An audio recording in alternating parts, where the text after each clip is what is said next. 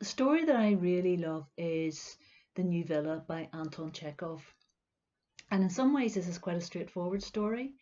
Um, it involves an engineer called Kucherov who has to go to a village to supervise the construction of a bridge. And while he's there, his wife visits him. She falls in love with the area, and so therefore they build a house there and settle. And the house is called the New Villa. The couple are decent, pleasant people, and they try to treat the villagers with a degree of compassion.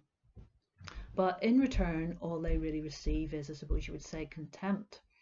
Um, the villagers' attitude is, well, we never asked for a bridge, we never wanted a bridge. Um, and they say, why should we extend any kind of generosity or, benevolence towards these new people? We're not serfs anymore. Why should we?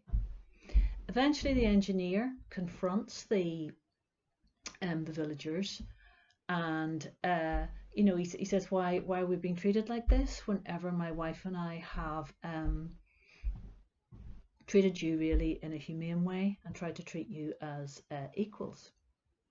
But this is a story really, I would say, about class difference. And one of the things Chekhov, I feel, is asking is, to what extent did they treat them as equals?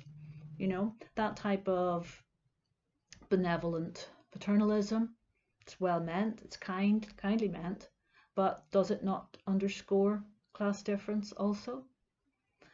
Another question Chekhov is asking is, why should these villagers, why should these working class people, why should they, have respect for masters who are hard, rather than, give any respect to masters who are kind and have a degree of humanity about them?